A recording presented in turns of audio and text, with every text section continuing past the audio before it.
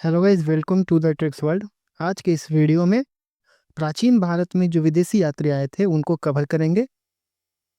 और बहुत सारे एग्जामों में इससे प्रश्न पूछे जाते हैं। ये वीडियो देखने के बाद आपसे सारे प्रश्न हल हो जाएंगे। ठीक है, तो चलिए शुरू करते हैं इस वीडियो को। सबसे पहले देखेंगे कि सबसे पहला जो आया था ना, मेगास्थनीज के बारे में जानेंगे। ये यूनानी यात्री था। ठीक है, और जब आया था चौथी शताब्दी ईसा पूर्व आया था, यानी कि 302 से 298 बीसी के लगभग ये आया था। किसके शासनकाल में आया था? तो मौर्य सम्राट चंद्रगुप्त मौर्य के दरबार में आया था। और इसकी एक प्रमुख पुस्तक है जिसमें इंडिका है। ठीक है, मुख्य विवरण जो है कि वह सेलुकस निकेटर के राजदूत था। और उन्होंने पाटलिपुत्र के नगर प्रशासन, सैन्य व्यवस्था और भारतीय समाज को यानी कि 7 श्रेणियों में विभाजित करके वर्णन किया है इंडिका पुस्तक में। चलिए आगे बढ़ते हैं, सेकंड देखते हैं, विदेशी यात्री। तो जो दूसरा विदेशी यात्री के बारे में पढ़ेंगे वो फाहियान है। ये एक चीनी बौद्ध भिक्षु था, मतलब चीनी यात्री था। और देखेंगे कि 5वीं शताब्दी की शुरुआत में आती है, यानी कि 399 से 411 एडी के बीच में आता है ये। किसके शासनकाल में आता है? तो चंद्रगुप्त द्वितीय के, है ना, शासनकाल में आता है, जो कि गुप्त वंश के शासक था। पहला जो था ना वो चंद्रगुप्त के शासनकाल में आता है।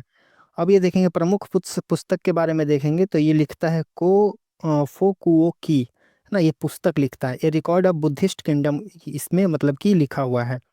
अब मुख्य विवरण के बारे में देखें तो इनका मुख्य उद्देश्य बौद्ध पांडुलिपियों को इकट्ठा करना। और इन्होंने मध्य भारत के समाज को सुखी और समृद्ध बताया है। मध्य भारत माने मध्य प्रदेश के आसपास वाला एरिया का। और लिखा है कि उस समय के लोग अहिंसा में विश्वास रखते थे। ठीक है, नेक्स्ट देखते हैं तीसरा यात्री। ये भी चीनी यात्री है। और ये जो है, इसका नाम वेन सांग है। ठीक है ना, वेन सांग। ये 7वीं शताब्दी में आया था, यानी कि 629 से 645 एडी तक। किसके शासनकाल में आया था? तो हर्षवर्धन के समय में आया था। और प्रमुख पुस्तक जो लिखता है ये सी यू की लिखता है। देख सकते हैं ये पुस्तक, है ना, चीनी यात्री ये था। ये सी यू की पुस्तक लिखता है। और मुख्य विवरण क्या है इसमें? तो यात्रियों का राजदूत इसे कहा जाता है। बोला जाएगा कि कौन सी यात्री है जिनको यात्रियों का राजकुमार कहा जाता है? तो वेन सोंग को कहा जाता है। ठीक, इन्होंने नालंदा विश्वविद्यालय में वर्षों तक पढ़ाई की।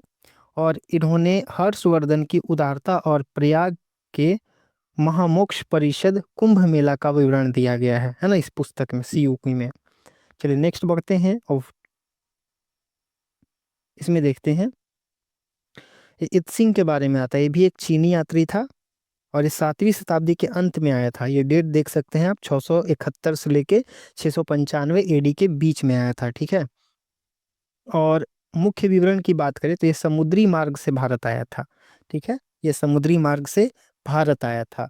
इन्होंने नालंदा और विक्रमशिला विश्वविद्यालयों के साथ साथ उस समय के बौद्ध धर्म के नियमों और भारत के खान पान का वर्णन किया है। और ये हर्षवर्धन के शासनकाल में आया था। ये भी चीनी यात्री इत्सिंग। अल बरूनी की बात देखें तो ये अरबी लेखक था, अरबी यात्री था। इसको फारसी विद्वान भी बोल सकते हैं। समय जो था 11वीं शताब्दी में आया था, मतलब कि 1024 से 1030 एडी के बीच में आया था। और ये महमूद गजनबी के शासनकाल में आया था। आक्रमण के दौरान ही आया था, मतलब उसी के साथ आया था। इसका एक पुस्तक है जिसका नाम है किताबुल हिंद। इसको तहकीके हिंद भी कहा जाता है। मुख्य विवरण के बारे में बात करें, देखिए इन्होंने भारतीय संस्कृति और विज्ञान का बहुत शौक था इसे। और इन्होंने हिंदू दर्शन, खगोल विज्ञान, रीति रिवाजों और सामाजिक व्यवस्था पर बहुत ही गहरा और निष्पक्ष वर्णन लिखा था अपना पुस्तक में, अल बरूनी। देखिए तहकीके हिंद का मतलब होता है भारत की खोज। ठीक है, हिंदी में। इब्न बतूता के बारे में देखें तो 14वीं शताब्दी में आया था, यानी कि 1333 में आया था, 1347 में चला गया था। और ये दिल्ली सुल्तान मोहम्मद बिन तुगलक के समय आया था। इसका जो प्रमुख पुस्तक रहता है उसका नाम रेहला है। ठीक है, रेहला पुस्तक किसने लिखा? तो इब्न बतूता लिखता है। मुख्य विवरण की बात करें देखिए तो यह अफ्रीका से पैदल यात्रा करते हुए आया था। और पहली बात है कि मोरक्को का यात्री था। और इब्न बतूता, है ना, मोरक्को का यात्री था। और ये अफ्रीका से पैदल यात्रा करते हुए भारत आया था। और तुगलक ने, मतलब कि ये जो मोहम्मद बिन तुगलक है, उसका बुद्धिमानी से खुश होकर इसको दिल्ली का काजी नियुक्त कर दिया था, काजी।